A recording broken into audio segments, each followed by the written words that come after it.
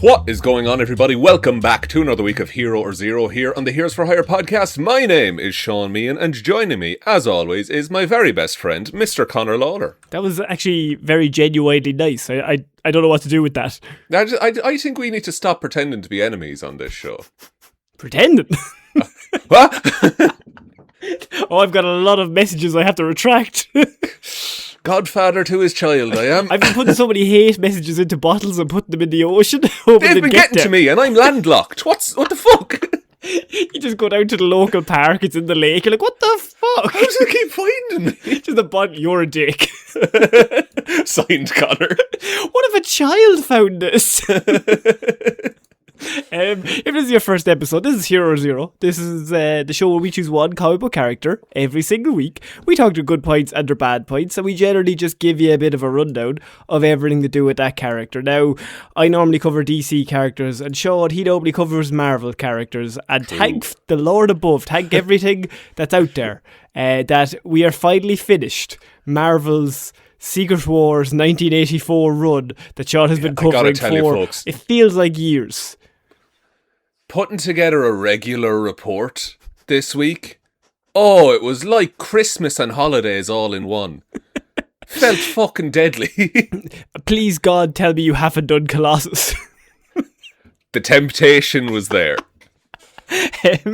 So look, if it's your first episode, you don't have to do anything, just chill out. But if it's your second or above, we'd really appreciate 5 stars, a like, a follow, a share, whatever way you want to support the show. That would really help us out. We're currently going for 200 5-star reviews on Spotify before the winter solstice, or Sean will do Secret Wars again. There is a Secret Wars 1984 part 2, folks. Don't make him do it, guys, right? Please don't make me do it. Please, no, seriously.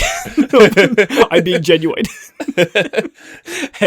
But also, if you have a favourite character and we haven't covered them here on Hero Zero, or a character maybe that you think is underrated that maybe not a lot of people know about, send it in. You can send it into all the socials, all the links are down below, all that good stuff. Comment it on Spotify if you want. Comment it on Spotify if you want. Or you can head on over to the Patreon, which lots of people support us over there, which basically means that this is completely ad-free. We don't have to sell anything to you because all the people over there buy us, it's basically for the price of one coffee a month, and you get a whole bunch of extra movie reviews and extra content over there that's kind of exclusive to Patreon. It's kind of the cool kids club, but we're also part of it, so it's not kind of cool. We bring the tone down, me and you, but everyone else is cool. Yeah, well, some of them. Not saying who. I want them to fight each other. One of you's a serial killer. You're in the house together, go on. Yeah, we do have a movable leaderboard of our favourite patrons, by the way, just so you know. And it's not like a digital thing, like it's a physical thing on Connor's wall. I subscribed for a month, so I was number 1. Yes! Under a fake name. Does that count if I just give myself €2? Does that help? I think we still lose money on the fees. I think that's fraud, technically. I don't. Yeah. The worst fraud ever. I'm €2 up. It's a very slow money laundering operation. It's like the Key and Peele sketch of getting the job in the bank, doing like a regular job, just playing it completely straight. Sean, it is your week. I'm going to stop the jibber jabber now. Everything's done. It's a Marvel character. I don't know who you're doing, so please go ahead. Connor, I was racking my brain about who I should cover after the event that was Secret Wars 1984. And then something came across my desk. Because, Connor, I believe you know of a little character called the Master of Magnetism. Yes. What if I told you? You mean Mutant Terrorist? Mutant Terrorist Magneto, exactly. Yeah. What if I told you that there's a Mistress of Magnetism? What? Well, there is, and We're talking about her today. No, but I like the reference. Thank you. We're talking about a character called Polaris today. Polaris. X-Men character, debuted in X-Men number 49 in 1968. So I need everyone to know I'm summarising a lot here. So you're saying, that's pretty early on. And yeah. And immediately cast. I know I talk a lot about in DC that they do the thing where we have to have the female version. This is a very 50s and Silver Age comic book thing that they were he has to have a kid and they have to have some sort of female version of the you can't just have a female superhero. No. They have to be intrinsically tied to it has to be an offshoot character. of something that already is there, okay? So is it something like that, or is it like just something else? Well, the first sentence is going to answer exactly what. So Lorna Dane is her name, created by Arnold Drake and Don Heck. Is a mutant born of an affair between her mother Susanna and mutant terrorist Magneto. Is mutant terrorist written there, or did you add that? No, it's genuinely in the article. Fucking hell. So he's doing the dirt. To be fair, Magneto has history of doing the dirty. He fucks. Magneto fucks. And have you seen X-Men? Like the animated one? Even the fucking live action. The hair, luscious. Sleeveless and cape. What are we doing? Go away. So her mother's husband, Arnold, was a pilot. He learned of this affair while he was flying her and Lorna on his plane. Oh, and you can't leave. You're literally locked in the sky. An argument erupted, upsetting the infant Lorna, whose desperation to make her parents stop fighting triggered a manifestation of her magnetic abilities. Oh, it's like Superman Returns, Brendan Routh Superman. Exactly like Superman Returns, Brandon Routh Superman. Well done.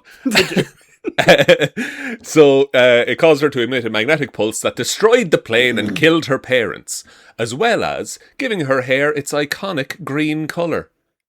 Green. Same thing that happened to me, actually. Okay, firstly, no. But secondly, how does magnetism give you green? Look, I suppose I'm nitpicking here. She does have magnet powers, but still, I like it. That's your gripe. It's like, how did that change pigment? Yeah, obviously. So Lorna survived the crash and was found by her true father, Magneto, What chances? Who had been drawn to the location by the magnetic pulse. Believing that she was not ready for the abilities or the life he could offer her, he had his associate Mastermind use his illusionary powers to rewrite her memories of the day, so that she would believe her parents died in a plane crash when she was an infant. Lorna was raised by Arnold's sister and her husband and grew up thinking that they were her real parents. So standard mutant stuff. So she doesn't think that she was in the plane anymore? No. She was just like, oh, I was at home and they went off. Because that'd be really fucked up if Magneto was like, rewrite her memories, but make sure that she was in the plane, she's seen the horrific burning. Yeah. She's seen them fall. Give her survivor's guilt, because that's the only way this will work. She was found hanging from a tree, like that lady in the Amazon rainforest. When Lorna was nearly 20 years old, she met Iceman after being identified as a mutant by Cerebro. Lorna's magnetic powers emerged once again when she was mind-controlled by a character called Mesmero. We're not going to talk about him. But the reason that this is in is because Mesmero has mind-altering powers. That's his thing. He's a C-tier X-Men villain, I would say. So if he tried to mind-alter Professor X... he'd probably explode. Okay, cool. He convinced Lorna that she was the daughter of Magneto, unaware of the fact that this was the actual truth. He could not believe his luck. Guy, I'm the best hypnotist around. I make them believe the truth. yeah, I tell people the truth. That's my power. Aren't I so good, Professor X and Jean Grey? So he coerced her to work with him and her supposed father against the X-Men. Does Magneto know that he's her father? No, and it's for the dumbest reason, and I'll tell you in 2 seconds. Great. Iceman managed to reach Lorna and present evidence that convinced Lorna that her true parents had died in a plane crash years earlier. Pulls up like a newspaper of the plane crash and stuff like that. Making her turn against Magneto, who was revealed to be an android double the entire time. Fucking hell. It was the 60s! Dios mío, look to the camera. Yeah. So that's why he didn't... Because Magneto found her. Yeah, so hang on. Did the android Magneto find her? Or no, real Magneto. And at what point did Magneto go, look, I'm not needed for this team's meeting, I'm going to send the android? Well, Mesmero made the android, or was working with the android Magneto. to like get the cred of working with Magneto. Kind of lonely, but fair enough. It's a bit sad. She goes to a different school. She doesn't have Facebook. Yeah, you wouldn't even know her. So Lorna returned home with the X-Men and eventually joined the team. In the Xavier School for Gifted Youngsters, the X-Men were tutored by Charles Xavier and trained in the use of their powers in the Danger Room. For a while, Iceman had a crush on Lorna, but Lorna didn't reciprocate his feelings. She did, however, fall in love with her teammate Havok, the brother of Cyclops, Alex Summers. The bad boy. The bad boy, and he's a bad boy, Connor. Oh, you know he is. He's a bad boy, but he's so good. But he never ages in those movies. No. He looks great for a man of 50 in the same actor as when he was 21. They both served for a time as active X-Men. Later, while fighting with the X-Men, they met Kazar in the Savage Land, who we talked about a few years ago. Basically, Tarzan. Oh, perfect. Yeah. Savage Land. Do you want to explain the Savage Land if it's someone's first report? Not really. Savage Land is a place where all the dinosaurs are. Is that the dinosaur place? There's a place in the Arctic Circle in Marvel Comics where it's just dinosaurs, or like prehistoric Earth is still there. Yeah. And I know what you're thinking. Why? And the answer is fuck you. It'd be really cool to see Captain America punch a T-Rex. Shut up. Yeah. That's the answer. So it was here that Lorna invented her first code name, Magnetrix. She quickly dropped the name, but Havok continued to use it as a way to annoy and flirt with her. Oh, he's such a bad boy. That's game right there. He's nagging the shit out of her. When Lorna first encountered the real Magneto in the Savage Land, she was surprised that he did not know who she was. But she is thinking that based off of the android discussion, not from the fact that he found her as a baby. He knows who she is, he's just pretending not to. Sorry. Do that again. So, Lorna is like, why don't you remember me? We had that whole thing with Mesmero. And Magneto's pretending like he doesn't remember her, but he's not remembering the baby part because he wasn't there for the android part. Yeah. But she's remembering the android part. But she doesn't know about the baby part. Jesus. Weirdly, needlessly complicated. Dios mío. To the camera. Following the X-Men's battle against the island, there's a living island called Krakoa. It pops up every so Shut up, again. that's why. Shut up, that's why. Lorna and Alex left the X-Men to pursue their mutual interest in geophysics, attending graduate school in Nevada. Sex. Bit of sex. With each other. After this, just have to stipulate with each other. No, Alex fucks everything, right? But we're honest with ourselves. He comes back every so often because he has to neg her. Yes, he has to keep calling her Magnetrix, which I would do too, to be fair. He just keeps sending you up. Lorna was then asked to join the newly formed government X Factor, and she accepted. Lorna and Alex were set as the leaders of the team. Right. Joining X Factor offered her the chance to reunite with Alex because they had gone their separate ways for a bit. They break up and get together every so often. Of course they do. He's a bad boy. You're never going to nail Alex down. You know what I mean? You can't tie that man to a domestic life. Change him. We just get really personal about it. He's a bastard. He's an absolute prick, actually. He's a dog of a man. But I'm glad he's in our kennel. Oh, fuck. I love him. So I gave her the chance to reunite with Alex, but their relationship remained largely unresolved. X Factor had changed a lot, and so had Polaris, which she is now going by as a code name. She is stronger and surer of herself and more independent from Havok. They tried to maintain the relationship, but they broke up and reconciled multiple times. I'm going to ask a question. In terms of powers. Yeah. So she can control magnets. Yeah. And metal. Yeah. And stuff like that. Yeah. If Magneto is like 100 out of 100, what are we coming in with Polaris? She's probably like 60. That's pretty good. But she hasn't been active for as long as Magneto. The reason she's on X Factor is that the government want her as the secret weapon in case Magneto ever fully attacks. So they're confident that like she's capable of Magneto level stuff. You mean mutant terrorist Magneto? He's not going to attack us. Magneto, the master of magnetism. He's never done anything. No terrorist has ever done anything. It's a really unfortunate nickname the lads gave him. He's not called mutant nice guy. Magneto. X-Factor's atmosphere changed as criminals Mystique and Sabretooth were forced by the government to join the group. It's where they start making X-Factor kind of a Suicide Squad-y type thing. Yeah. Lorna began to question her place on the team and finally found her suspicions to be justified after Sabretooth ran amok, almost killing the whole team. Later, Havoc is seemingly killed in an explosion of a faulty time machine, because shut up. And faulty time machine. Not just a time machine. Technically, every time machine I've ever encountered has been faulty. I've never encountered a perfectly working time machine. One They're like hen's teeth, folks. So after Havoc is apparently exploded, Lorna left X-Factor to grieve, and then the group eventually disbanded.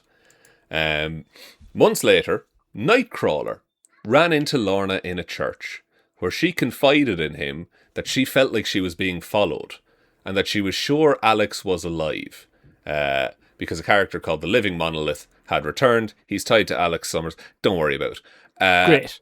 Little did she know, she was right. A group of Skrulls working for Apocalypse were shadowing her, and broke into her apartment to retrieve the headgear from Alex's original costume, because they need it for a thing called the 12, which is a team of mutants supposedly destined to usher in a new golden age for mutant kind. Jesus Christ. Lorna that's immediately got into the spider totem part of my brain. That I'm yeah. Like, don't ever tell me again. Now the X-Men are magic. Yeah, fantastic. What'll make them better? Magic. Yeah. It's not just enough that they're miracles. So eventually, her and 11 other mutants are captured as part of Apocalypse's plan. Magneto shuts it all down. The thing is that Magneto is losing his powers at this time in the comics. So because they are what's called opposite polarities. So if Magneto is positive, she's negative. So she's able to give some of her magnetic power to Magneto, who can use it better to defeat Apocalypse. It's quite a cool moment in a comic. Pretty good.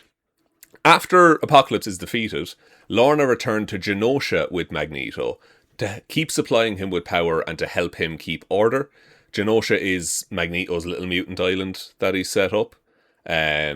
We kind of see it in X-Men Dark Phoenix. I was going to say it's either Phoenix or Apocalypse, and I couldn't remember which one. Yeah, no, they're both equally bad. She believed she was doing this for the greater good, but the truth was she enjoyed getting an education in her powers from the literal master of magnetism. And it's in his name. Yes. That's who you want to go to. So then later, Magneto captured Professor X as the first step in a war against humanity. So this is when Magneto's like, I'm going to do it. All the shit I've been saying for years, I'm going to fully do it.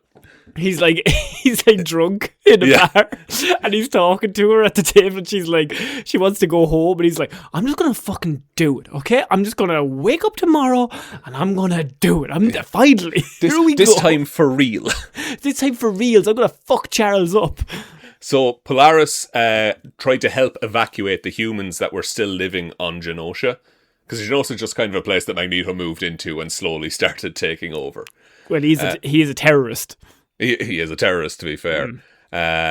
After Wolverine nearly crippled Magneto, Polaris stayed to help him recover and to maintain order. At this time, she began running genetic tests on Magneto and herself, while also investigating the plane crash that killed her parents. To her shock, she discovered that all of the metal on her parents' plane had been magnetized, and that she was Magneto's genetic daughter.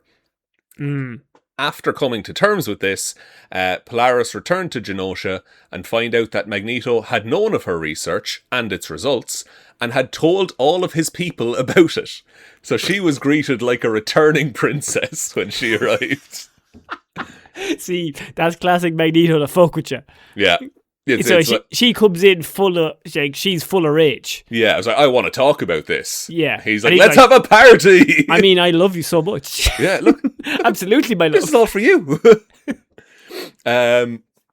So, Lorna was still on Genosha when the Sentinels, sent by Cassandra Nova, decimated the island's population. So, Cassandra Nova sent Sentinels. 16 million mutants are killed on Genosha. It's It's a horrendous, like, massacre. It's one of the worst thing that's ever happened. Polaris fled the scene and survived the radiation surges and power blasts that the Sentinels were sending out. It takes a while before the X-Men... This is one of the saddest and coolest things I've ever read in comics. It takes a few weeks to months before the X-Men can kind of arrive and actually start helping out. And they see a load of life signs on the island, and they're like, maybe it's not that bad.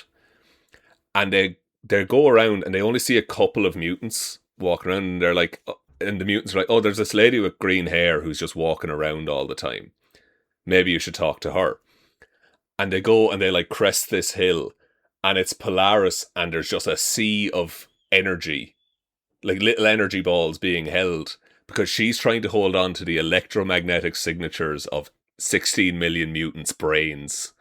And she's holy shit for months on her own, and she's nearly gone mad from it. Oh my god, so that Professor X, that's what he's sensing. Yes, he's seeing like there's still mutant life signs around. Holy shit. But it's just her on her own. That's some fucked up stuff. And they have to be like, listen, you have to let them go, because we can't bring them back. This isn't like there's nothing to bring back. There's nothing there technically. Yeah, but in her head she's just like, no, but I can hold on to this, and this is something. Yeah, you know, so it's heartbreaking. It's fucked so up. Good. It's really, really good. They eventually managed to break through to her, and they rescue her, and they bring her back to the X Mansion, and she recovers. She then hears that apparently Havoc has been found, and shows up to reunite with him. Finding his nurse caring for him, Lorna sees her as like a romantic threat, and like magnetically picks up a load of scalpels and threatens the nurse. In a way of like, that's my dad? Havoc, sorry. Oh, sorry, my apologies. Havoc, that's my boyfriend. That's my boyfriend, yeah. So Lorna eventually gets calmed down, but then as soon as Alex regains consciousness, moments later, she launches herself, like she's all over him. Like, and it's like claiming her territory kind of a thing. Playing it cool as always. Yeah. And then, in the most playing it cool move, asks him to marry her. Good stuff. That's what the bad boy wants. That's what that is. Now, he does accept. She has responded very positively to the you up. So the two of them then leave the mansion to reconnect and plan their wedding. Unfortunately, Alex leaves Lorna at the altar. I am shocked. Who could have predicted the bad boy? he would just say yes to that in any situation. Yeah, absolutely. Let's go. 100%. Yeah, that sounds fun. Cool, yeah. I just have other business with other people actually next week, but this week I'm free. This week I'm grand. Don't worry about it. So Alex leaves her at the altar. Lorna goes mad. She takes the like silverware and plates from her wedding reception and forms them into a suit of armor and a Magneto helmet and tries to kill Alex. Does that put... I mean, I'm trying to work out, is this a good story for females or bad? I think it's just a story, you know? I think it's... But yeah, like she's just... He's a dick, so she's chasing after him with all the... I mean, it's a cool look. It's a really cool look. It's a really cool comic panel. It's not framed as like... She's not in the wrong for feeling like I assume so, yeah, absolutely. Yeah. It's not framed like that at all. They're like, the scorned woman again. Yeah. She was eventually brought down. The only person who could take her down was the Juggernaut. And they like turn around to Alex. He's like, fucking ball and chain at it again. You know yourself, lads. And Juggernaut's like, lad, you need to stop. Alex is up at the bar just fucking going for it. Even Juggernaut's like, dude, that's fucked up. You should really feel bad about this. So she is returned to the X Mansion under restraints and agreed to let Professor X into her mind to unravel the cause of her recent personality shift.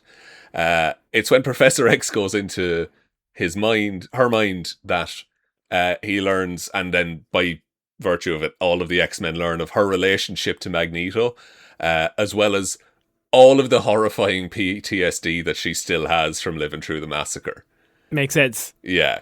And then they figure it out and they like try to help her work with it.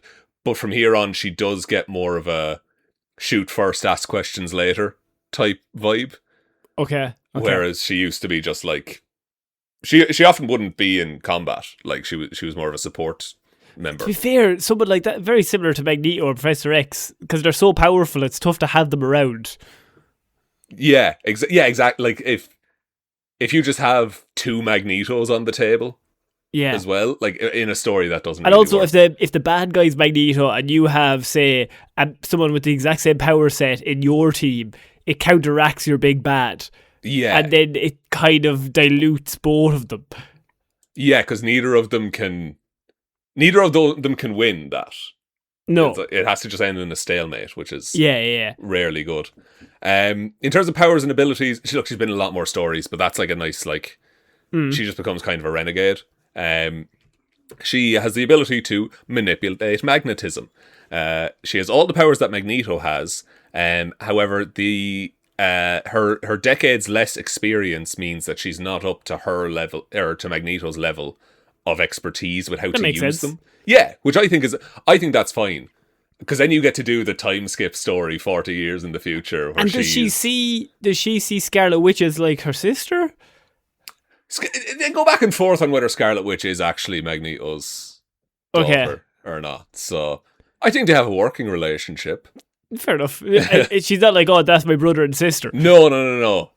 But there is times when like Magneto will be dead in comics for a bit, and her and Quicksilver will be a little bit like, oh fuck, that's he was a nice guy, behind all the terrorism. He was the best guy around. If you take away all the terrorism, he was class. So she can make a magnetic force field. She can use magnetism to fly. She has electromagnetic sight, so she can see the electromagnetic spectrum. She can absorb energy, manipulate metal. So there's a geomagnetic link. So if anything goes wrong with like the Earth's polarity, she and Magneto are the first to know about it. She has organic iron manipulation, this is one of the most hardcore things I've ever heard. I'm thinking of X-Men 2 as you're saying this. Too much iron in your blood. Mm-hmm. So she is able to manipulate the natural iron within the blood of living organisms. She was capable of reversing the flow of an entire crowd's blood in order to render them unconscious. Holy shit. That's metal as fuck. So she could just kill everyone then? She could just stop your blood. Oh, good. She can levitate things, she can morph metal, and she can manipulate the electromagnetic spectrum. This means that she can wavelengths of light she can manipulate. She can turn things invisible. She can manipulate electric, gamma, X-rays, ultraviolet, visible light, lasers, and more. Can Magneto do all that? Magneto can do all that. He just doesn't. He just has style. Magneto likes a challenge, I think. Magneto likes to carry bridges. I'm not going to turn it invisible. I'm going to bring it across. He likes to crush trains. Yeah. And also just pick up Wolverine. You're made of metal, you idiot. I love every time Wolverine goes into a Magneto. Sprint at him. Sprint straight at him. If I run fast enough this time, I might get away with it. Claws out! Screaming! Though there is bits where like Magneto or Wolverine doesn't have the metal on his skeleton and Magneto tries that and he gets bone clawed. Excellent. That's always fun. Yeah. No, Sean, I think that's a great character. A character I actually knew nothing about, so it's really cool. I thought I was out with Magneto children. But that man fucks, as we've well described. He's been around. He has been around. There's lots of them out there. Tune in for another Magneto child on my next... It's like that documentary on Netflix where like the sperm donor was father to hundreds of children. So if you like that report, as I said, you can give us recommendations or any of your favourite characters if we haven't done them. You can support the show at all the links down below. And as I said, you can go to the Patreon if you want. But Sean, I think that was a great report. Thanks, bud. We will be back next week with another episode of Hero Zero. And my name has been Ciara Lawler. I've been Sean Meehan. And we'll see you all next week, guys. Bye. Bye.